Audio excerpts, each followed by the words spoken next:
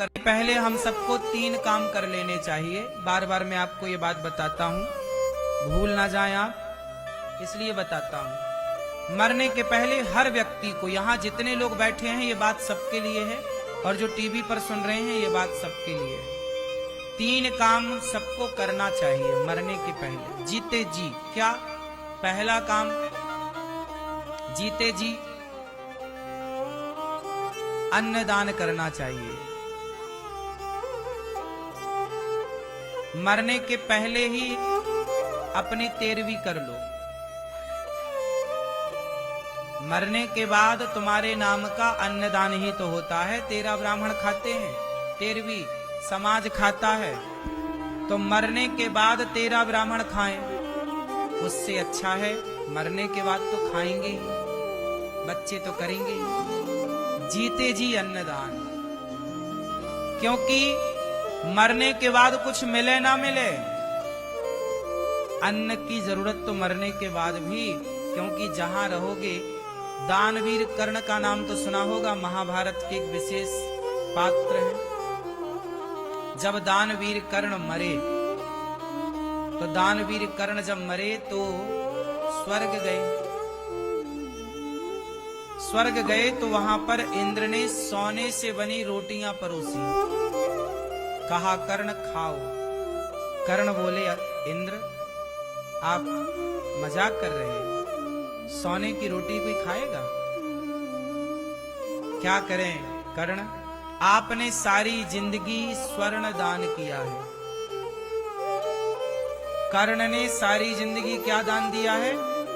वो रोज सोना दान करते थे कर्ण, इसलिए दानियों में श्रेष्ठ है। जब उनका आखिरी समय आया मृत्यु का, वो जिस रथ पर चलते थे वो रथ सोने का था। उन्होंने वो रथ भी मृत्यु के पहले दान कर दिया था कि यदि मैं मर जाऊं तो ये रथ समाज की सेवा में लगा देना। जब उनके बाण छाती पे लगा, अर्जुन ने मारा, जब छाती पे बाण घुसा तो एक पंडित जी आ गए, बोले महाराज हमारी बेटी का ब्याह है, शादी, पैसे नहीं है, सुना है कि आप बहुत बड़े दानी। देखो छाती में बाण घुसा है, लड़ रहे हैं मौत से, मतलब आखिरी 5-10 मिनट में मर जाएंगे। उस समय ब्राह्मण आ गए, देखो ये, और वो ब्राह्मण कोई नहीं था, श्री कृष्ण ही ब्राह्मण बनकर परीक्षा लेने आए थे कि देखें कि इनके दान की श्रेष्ठता कितनी है। तो भगवान श्री कृष्ण आए ब्राह्मण बनकर। भैया देखो एक बात याद रखना, पता नहीं किस रूप में भगवान आ जाए तुम्हारी परीक्षा ले रहे, ये समझो, यार इशारा है ये।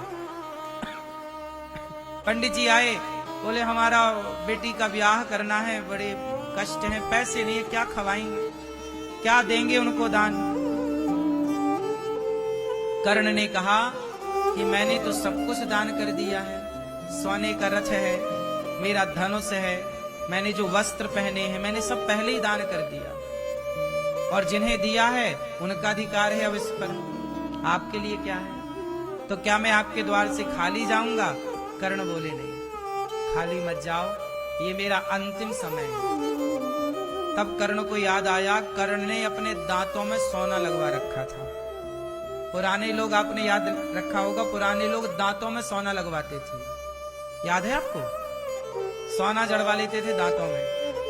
सोचिए छाती में बाण घुसा है, आखिरी सांस चल रही है, एक पत्थर उठाए और दांत तोड़े अपने। अब सोचिए मरने वाला अपना दांत और तोड़े,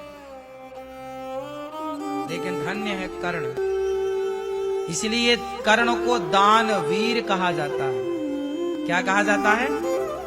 दानवीर। क्यों? क्योंकि मृत्यु के आखिरी पल पर इन्होंने दांत तोड़े, और दांत तोड़ के जैसे ही श्री कृष्ण को दिया, भगवान प्रकट हो गए अपने रूप में।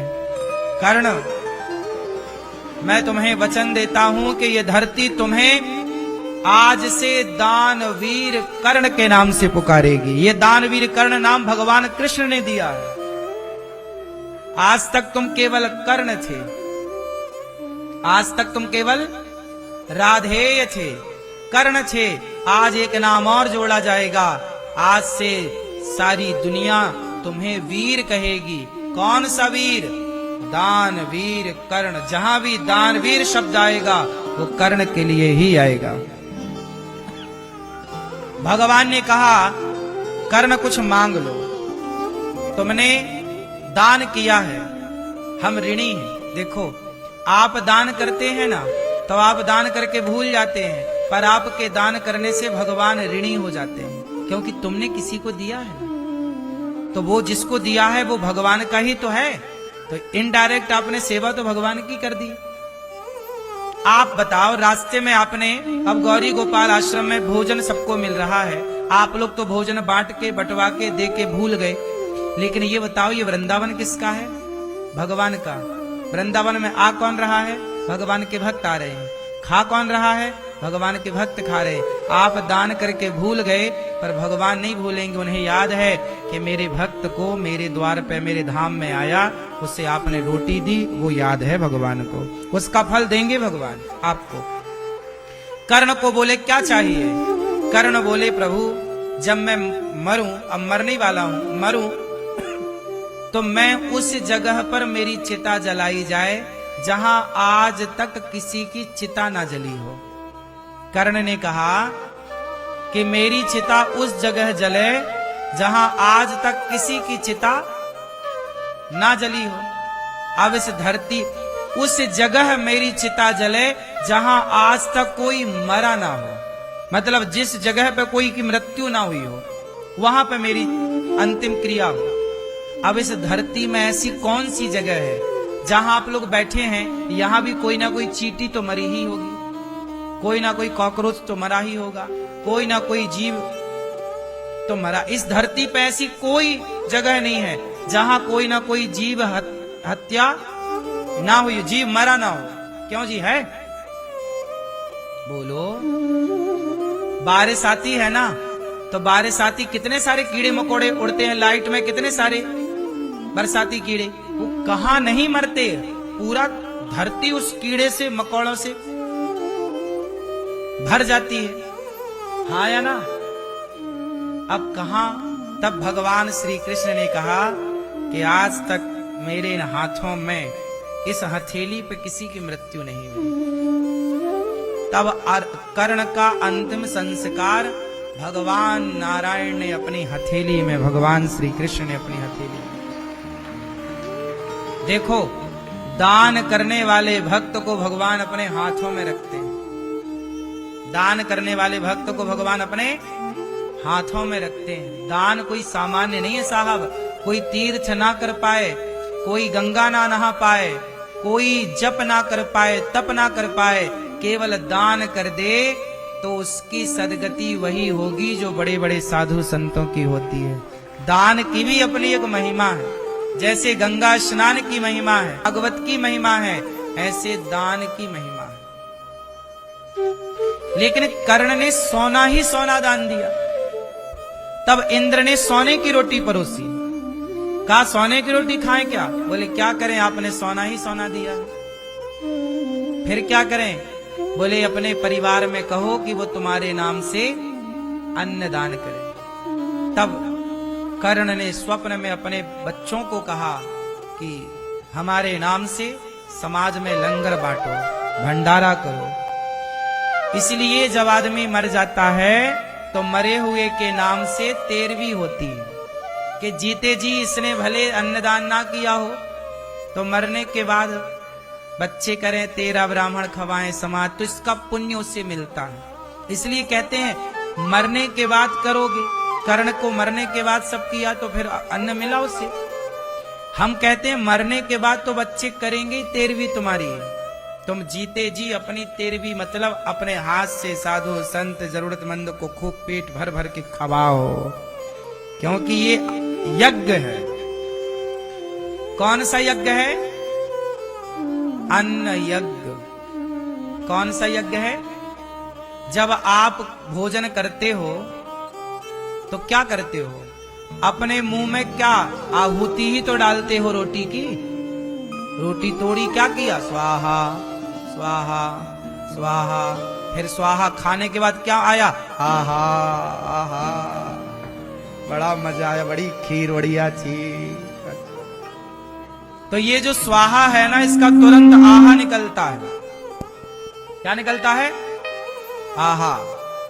वाह, बढ़िया, वाह, आहा, गजब। ये यज्ञ तुरंत फलदायी है। आपने किसी भूखे को भोजन दिया, उसका पेट तुरंत भरा तो उसके भीतर के जनार्दन तुरंत प्रसन्न हुए, उसका फल तुरंत मिलता है। बैठो, तुरंत उसका फल मिलता है। इसलिए अन्नदान सबको करना चाहिए। जीते जी अन्नदान करो। मरने के बाद तो बच्चे करेंगे ही, क्यों मैया? मरने के बाद तेरहवीं तो होगी ही, सही है? जीते जी अपने हाथ से। इसलिए गौरी गोपाल आओ, अपने हाथ से संतों को बांटो। दिन भर भोजन बट रहा है, आप बांटो। तुम्हारा जितना घंटे मन करे उतने घंटे बांटो। जितनी देर तक तुम थक ना जाओ तब तक बांटो। तुम बांटते बांटते थक जाओगे, पर यहां भक्तों की लाइन लगी रहेगी प्रसाद पाने वालों की। ये अन्नदान, इससे बड़ा कौन सा यज्ञ होगा? यहां तो 24 घंटे यज्ञ चल रहा गौरी गोपाल में। बोलो हाँ, यहां तो 24 घंटे अभी भी स्वाहा चल रहा है। बोलो हाँ कि ना? अखंड स्वाहा आहुतियां डल रही हैं, दाल चावल सब्जी रोटी की। सही है? इसलिए मरने के पहले अन्नदान कर लेना। दूसरा, मरने के पहले आप गौदान कर लेना। अन्नदान पहला, गौदान दूसरा। मरने के पहले गौदान जरूर करना। क्यों? क्योंकि गाय ही ऐसी है कि यदि कोई धोखे से नरक चला गया, नरक 28 प्रकार के होते हैं, रौरव, महारौरव, अंध्र, तामस, ऐसे 28 नरक हैं। उन नरकों में यदि कोई धोखे से चला गया तो जैसे गाय, आपको पता है आपको तैरना नहीं आता माना कि, और नाव भी नहीं है, और नदी बहुत बड़ी है और बाढ़ और चल रही है, तो नदी पार कैसे करना? और आपके पास एक गाय है, तो बताओ कैसे पार होगा? नदी है और आपको तैरना नहीं आता और आपको नाव भी नहीं है वहां, और पार करना है, कैसे पार होगी बताओ? आप में से कोई गाय चराया है कभी? कितने लोगों ने गाय चराई है बचपन में? आपको पता है कितनी भी बड़ी नदी हो, गैया नदी को पार कर लेती है। गाय को तैरना आता है, जन्मजात। गाय को तैरना आता है। गाय जैसे ही नदी में जाएगी पार होने, उसकी पूंछ पकड़ लो बस, तो गैया की पूंछ पकड़ के गैया बड़ी से बड़ी नदी पार लगा देती है। मैं बचपन में गैया चराता था, तो हमारे गांव में भी बड़ी बड़ी नदियां, गांव के दोनों तरफ नदियां हैं हमारे, तो वो नदी के पार ही गैया चरने जाती है। उस पार मैदान था, खेत थे, तो गैया उस पार जाए तो जैसे गैया कूदे हम भी कूद जाएं, पूंछ पकड़ लें।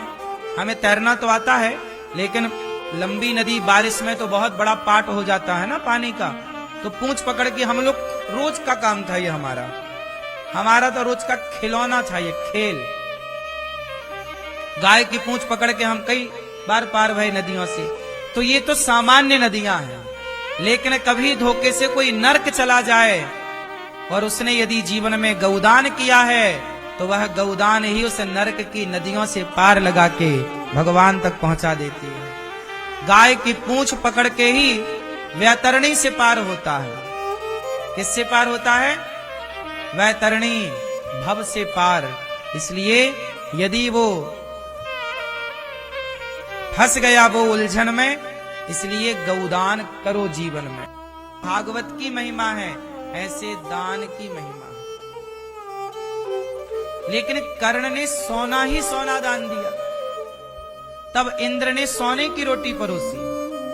कहा सोने की रोटी खाएं क्या? बोले क्या करें, आपने सोना ही सोना दिया है, फिर क्या करें? बोले अपने परिवार में कहो कि वो तुम्हारे नाम से अन्न दान करें। तब कर्ण ने स्वप्न में अपने बच्चों को कहा कि हमारे नाम से समाज में लंगर बांटो, भंडारा करो। इसलिए जब आदमी मर जाता है तो मरे हुए के नाम से तेरवी होती है कि जीते जी इसने भले अन्नदान ना किया हो तो मरने के बाद बच्चे करें 13 ब्राह्मण खवाएं समाज, तो इसका पुण्य उसे मिलता है। इसलिए कहते हैं मरने के बाद करोगे। कर्ण को मरने के बाद सब किया तो फिर अन्न मिला उसे। हम कहते हैं मरने के बाद तो बच्चे करेंगे, तेरवी तुम्हारी है। तुम जीते जी अपनी तेरवी मतलब अपने हाथ से साधु संत जरूरतमंद को खूब पेट भर भर के खवाओ, क्योंकि ये यज्ञ है। कौन सा यज्ञ है? अन्न यज्ञ। कौन सा यज्ञ है? जब आप भोजन करते हो तो क्या करते हो? अपने मुंह में क्या आहुति ही तो डालते हो रोटी की। रोटी तोड़ी, क्या किया? स्वाहा स्वाहा स्वाहा। फिर स्वाहा खाने के बाद क्या आया? आहा आहा, बड़ा मजा आया, बड़ी खीर बढ़िया थी। तो ये जो स्वाहा है ना, इसका तुरंत आहा निकलता है। क्या निकलता है? आहा, वाह बढ़िया, वाह आहा, गजब। ये यज्ञ तुरंत फलदायी है। आपने किसी भूखे को भोजन दिया, उसका पेट तुरंत भरा तो उसके भीतर के जनार्दन तुरंत प्रसन्न हुए, उसका फल तुरंत मिलता है। बैठो, तुरंत उसका फल मिलता है। इसलिए अन्नदान सबको करना चाहिए। जीते जी अन्नदान करो। मरने के बाद तो बच्चे करेंगे ही, क्यों मैया? मरने के बाद तेरवी तो होगी ही, सही है। जीते जी अपने हाथ से, इसलिए गौरी गोपाल आओ, अपने हाथ से संतों को बांटो। दिन भर भोजन बट रहा है, आप बांटो। तुम्हारा जितना घंटे मन करे उतने घंटे बांटो। जितनी देर तक तुम थक ना जाओ तब तक बांटो। तुम बांटते बांटते थक जाओगे, पर यहाँ भक्तों की लाइन लगी रहेगी प्रसाद पाने वालों की। ये अन्नदान, इससे बड़ा कौन सा यज्ञ होगा? यहाँ तो 24 घंटे यज्ञ चल रहा गौरी गोपाल में। बोलो हाँ, यहाँ तो 24 घंटे अभी भी स्वाहा चल रहा है। बोलो हाँ कि ना? अखंड स्वाहा आहुतियां डल रही हैं, दाल चावल सब्जी रोटी की। सही है। इसलिए मरने के पहले अन्न दान कर लेना। दूसरा, मरने के पहले आप गौ दान कर लेना। अन्नदान पहला, गौदान दूसरा। मरने के पहले गौदान जरूर करना। क्यों? क्योंकि गाय ही ऐसी है कि यदि कोई धोखे से नरक चला गया, नरक 28 प्रकार के होते हैं, रौरव, महारौरव, अंध्र, तामस, ऐसे 28 नरक हैं। उन नरकों में यदि कोई धोखे से चला गया तो जैसे गाय, आपको पता है आपको तैरना नहीं आता माना कि, और नाव भी नहीं है, और नदी बहुत बड़ी है और बाढ़ और चल रही है, तो नदी पार कैसे करना? और आपके पास एक गाय है, तो बताओ कैसे पार होगा? नदी है और आपको तैरना नहीं आता, और आपको नाव भी नहीं है वहां, और पार करना है, कैसे पार होगी बताओ? आप में से कोई गाय चराया है कभी? कितने लोगों ने गाय चराई है बचपन में? आपको पता है कितनी भी बड़ी नदी हो,